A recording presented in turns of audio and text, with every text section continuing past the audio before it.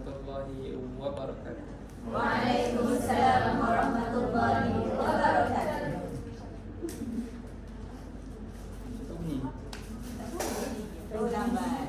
Okey, baik.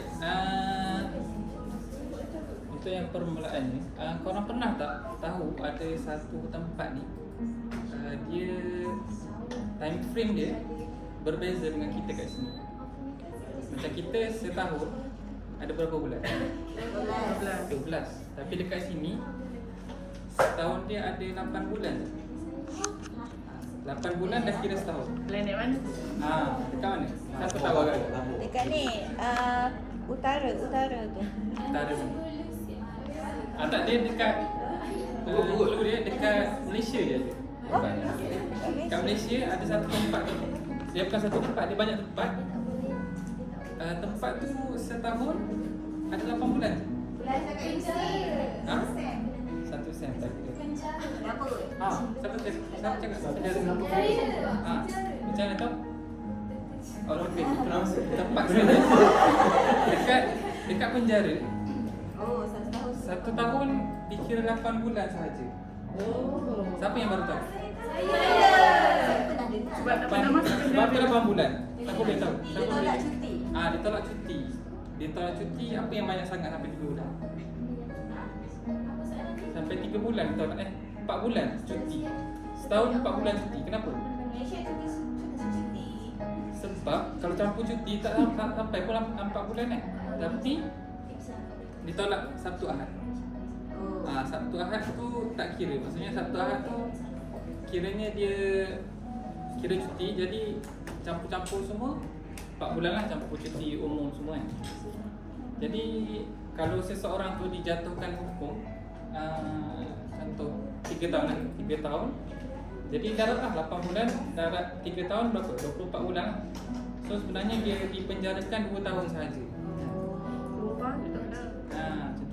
So kenapa saya mulakan cerita saya dengan penjara kan? Bukan bekas bandul kan? Ada kaitan. Yang pertama sekali, saya sangat tertarik dengan cerita-cerita dari dalam penjara. Sebab apa saya kata menarik? Sebab cerita dalam penjara ni jaranglah kita dengar kan? Contoh yang menarik, contohnya rokok kan, rokok. Siapa pernah isap? Rokok daun kan? Rokok daun, seikat sekali dengan tembakau, rasa-rasa berapa ringgit? 15, RM5 lagi? 8. Okay, saya bagi jawapan. Saya bagi jawapan lah. Seikat tu kan, apa ni? Rokok daun kan? Pernah tengok seikat rokok daun yang banyak-banyak kan? Sekali tembakau, harga dia RM1.5. Murah kan? Boleh tak? RM1.5. Tapi dalam penjara supply dia kurang, demand dia tinggi. Sebab orang masuk penjara biasanya hisap rokok kan. So demand dia tinggi, supply kurang, apa yang berlaku pada harga? Harga dia jadi tinggi. Rasa-rasa dalam penjara harga dia berapa? RM10 lagi. Sama lah harga yang benda yang sama yang saya sebut tadi, RM1.5. Jadi berapa agak-agak? RM10.50 lagi. Seikat rokok daun dengan tembakau dalam penjara harga dia RM150. Harga dia. Nampak? Menarik tak cerita dalam penjara? Maksudnya harga dia boleh naik sampai 100 kali ganda. Dan ada yang menarik lagi, mereka ni banduan-banduan, dia nak jual barang, nak jual dadahan dalam penjara. Ada yang masuk dalam punggung, lepas tu masuk dalam penjara. Contoh dia ditahan, jadi dia ambil dadah dia masuk dalam punggung. Lepas tu dia masuk penjara. Bila orang masuk penjara ni, dia kena buang semua baju sebab nak check lah ada barang ke tak ada. So dia masuk dalam punggung untuk jual kat dalam. Ada yang lagi menarik, dia toreh kat sini. Dia bukan toreh, dia ditepuk, dia masuk, dia jahit. So cerita-cerita ni bagi saya menarik lah kan. So saya sangat nak tahu cerita-cerita dalam penjara. Dan bila saya terlalu cari cerita dalam penjara kan. Sehingga kan di Azdan ni saya adalah jumpa beberapa orang, bukan seorang, beberapa orang yang pernah masuk lokal, pernah masuk penjara. Jadi saya korek lagi cerita daripada mereka. Jadi nak katanya apa yang kita fokuskan dalam hidup kita, what you focus will grow. What you focus will grow. Ada quote. What you focus will grow. Contoh kan? Contoh, saya bagi contoh. Cuba korang buat macam ni. Buat macam ni. Depan jari korang ni saya. Depan jari korang ni saya. So korang tengok saya. Tengok saya, yang tengok jari ni, tengok saya. Yang tengok saya yang sedang berjalan ni, korang tengok. Apa yang berlaku pada jari korang? Benda dan dia ada berapa jari? Ada 2 kan? Cuba tengok saya. Tengok saya. Jari tu ada berapa? 2. Okey. 2, 3 dan sebagainya lah. Dan cuba korang buat benda yang sama. Kan saya kat depan, jari anda kat depan anda dan saya kat depan. Tengok jari tu. Nampak saya ada berapa? 2. Dan saya dalam keadaan yang jelas ke dia tahu kan? Dan jari ada berapa? 1. Inilah yang dinamakan what you focus will grow. Apa yang kita fokuskan ni akan kita fokus kan. Contoh macam Ustazah Aina semalam kan, dia fokus pasal rumah. Jadi dia dapat rumah. Ustazah Mahmud fokus pasal nak menang ke apa kan. Lepas tu dapat, tiba-tiba nak dapat nombor 3 je dapat nombor 1 kan. Satu lagi cerita Ustazah dia nak fokus baca Quran. So dapat baca Quran. So apa yang kita fokuskan grow lah. So apa yang saya fokuskan, saya jadi cerita dalam penjara kan. So saya dapat kat sini. Walaupun Azdan ni tempat yang baik kan. Saya masuk Azdan, saya tengok, wish, Yusim ni tempat ni macam Yusim. Masuk ni Yusim bila tempat ni. Macam Pak Yusim tu. tak ada masuk. Kalau tak pernah datang Yusim lah, datang Azdan ni dah cukup Yusim lah. So walaupun tempat macam ni ada juga. Sebab apa? Sebab saya fokus cari benda tu kan.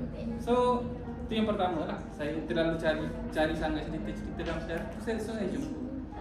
Dan yang keduanya, saya rasa dari penjara ni banyak benda yang kita boleh belajar. Banyak benda yang kita boleh belajar. Contohnya dari sudut makanan. Macam dekat Azdan, tengah hari kita dapat makan. Tengah hari kita dapat makan. Dan kalau perasan kita dah boleh ingat, hari Khamis menu dia apa? Dah tahu. Contoh, tak ada, saya nampak ada maksudnya lauk-lauk tu ada yang disusun lah kan. Macam dalam penjara juga ada lauk-lauk dia. Tapi mereka ni makan memang ala kadar. Dan juga kalau yang sedihnya, contoh kan macam roti tu roti yang diseret ke lantai basah. So ada yang memilih-milih makanan. Kalau orang dalam penjara tu pilih-pilih makanan, memang kena bantai, memang kena bijak. Masuk penjara pun dah kena senyap dan sebagainya. So saya rasa kalau kita rasa hidup kita ni terlalu susah sangat, so bila kita tengok balik tengok orang yang dalam penjara tu, kita akan rasa macam, oh senangnya hidup aku, senangnya makan tengah hari dapat, nak makan apa duit Allah bagi. Tapi dalam penjara tu sangat daif lah hidup dia kan. Kadang tidur dengan najis kat tepi, najis, tai, air kencing, tidur kat situ. So banyaklah cerita-cerita tu. Saya rasa kalau kita rasa hidup kita susah sangat, bila kita tengok balik kisah mereka ni, sangat sedih lah kan. Dan tu yang kedua, saya rasa banyak pengajaran yang kita boleh dapat daripada orang-orang dalam penjara ni. Dan yang ketiga ni baru ada kaitan dengan saya lah. Yang ketiga ni, kenapa saya cerita pasal penjara? Sebab saya melakukan internship saya habiskan internship saya di satu firma guaman. Firma guaman ni dia buat kes-kes jenayah kan. So setiap hari, bukan setiap hari lah, hampir setiap hari, bila saya diperlukan di mahkamah, so saya akan pergilah ke mahkamah melihat perbicaraan kes-kes dadah, kes-kes serokol. Ada umur 15 tahun, Laki budak umur 15 tahun rokul budak form 1. Kes-kes macam tu banyak lah. Kes-kes curi, kes-kes rompak, kes-kes bertumbuk dan sebagainya saya banyak tengok. So bila saya tengok dalam mahkamah ni saya tengok penyelayan ni, tapi saya tak boleh nak bercakap dengan dia orang. Saya tak boleh nak tahu cerita dia orang, saya tak boleh nak korek. So saya geram kan. Sebab saya nak tahu cerita dia orang ni kan. Kadang dia orang datang depan mahkamah kaki ni kecok-kecok datang. Bila magistrate tanya ataupun bila hakim tanya, awak okey tak dalam penjara? Okey, tak ada masalah. Tapi polis kat tepi jeling kan. So nampak sebenarnya ada cerita di sebalik tu. So bila setiap hari saya tengok perbicaraan dan sebagainya, saya rasa saya nak berinteraksi lah dengan mereka. So adalah satu camp yang saya join sebagai facilitator, camp dengan banduan. So masa itulah saya korek banyak cerita, saya jumpa korek. So ada yang cerita, tapi cerita yang buruk kan. Maksudnya saya bukan nak tahu keburukan mereka. Sebab kita sebenarnya kita tengok dia orang ni, banduan ni, kita tak boleh pandang mereka dengan pandangan yang hina. Sebab apa? Sebab kejahatan yang mereka lakukan tu disenaraikan dalam akta. Sebab tu mereka dihukum. Tapi kita buat juga maksiat dan sebagainya. Cumanya benda tu tak ada dalam akta. So sebab tu kita tak dibicarakan. So tak boleh nak rasa kau buat jahat, kau banduan, kau ni tak boleh nak rasa macam tu. Sebab hanyalah mereka dibicarakan di sini. Tapi di sana semua kita dibicarakan. Tapi apa yang menariknya berkenaan dengan orang yang dibicarakan dalam mahkamah, bila setiap hari saya pergi ke mahkamah. Jadi mahkamah telah berjaya mentarbiah saya. Maksudnya mahkamah telah berjaya. Hasil daripada benda yang saya tengok tu, orang yang dibicarakan ni yang boleh bercakap hanyalah saksi di kandang saksi, peguam dan juga hakim.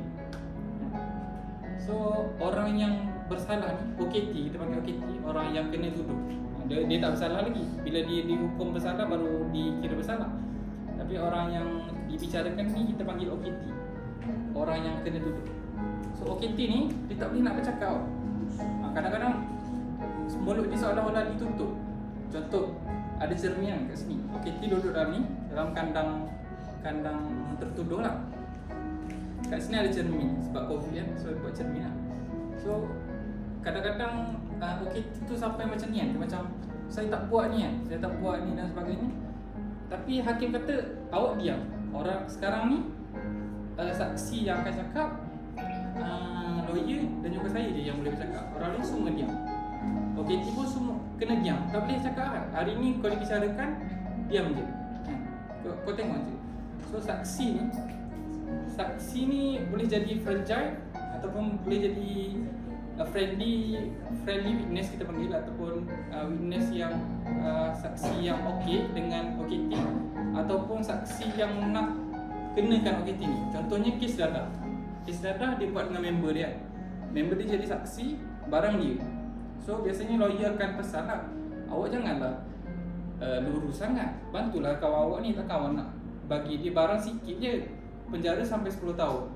Masa depan member kan, umur baru 20, budak peritat macam tu, umur baru 20, kalau penjara 10 tahun, keluar automatik memang saya boleh kata rosak lah. Sebab dalam penjara tu dihenyak kan, bila dah dihenyak 2-3 tahun, orang lain masuk, dia pula dah henyak orang kan. So dia akan jadi rosak macam tu. So masa depan member lah, so lawyer akan pesan bantulah member kan. So kalau member dia ni dia boleh bantu, dia akan bantulah. Tapi kalau member je ni, saya pernah tengok ada kes tu, lawyer tanya, ni barang siapa?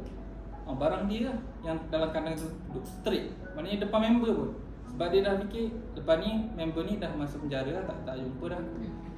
So saksi ni sangat bahaya.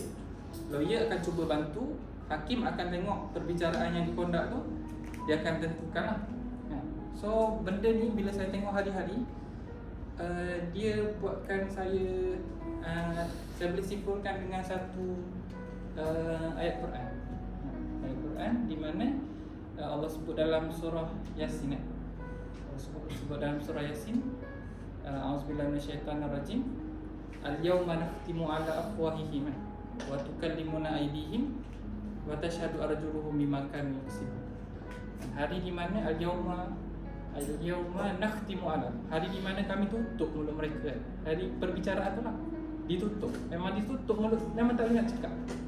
Wa tukallimuna aydihim, dan bercakap tangan mereka, tangan yang akan bercakap, tangan yang jadi saksi lah. Dan juga kaki akan bersaksi juga dengan apa yang kita telah lakukan. So dekat situ saya nampak memang kita kena dalam mahkamah ni, OKT ni akan berharap pada siapa? Saya duduk tepi tu, saya budak intern, takkan dia nak harapkan pada saya yang budak intern je. Kadang-kadang pun dia ada, tolong aku kan, sebab saya pakai baju macam lawyer lah, baju putih, tie putih, kot kan. So nampak macam lawyer. So dia macam, tolonglah aku kan, aku nak cerita kat kau ni, kau nak cerita ni, tapi tak boleh kan? Awak duduk situ je. So dia akan berharap pada lawyer dia je. So sangat-sangat berharap pada lawyer. So saya fikir dekat hari tu, hari perbicaraan kita nanti, bila kita berdiri di depan Allah tu, siapa yang akan bantu kita kan? Siapa lawyer kita? Saksi dah confirm dah, tangan, kaki, orang yang saksi yang kita. So siapa yang akan jadi lawyer kita?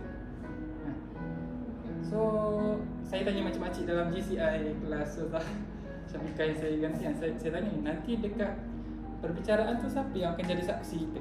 Ustaz makcik jawab, Allah. So saya cakap lah, makcik, Allah tu hakim.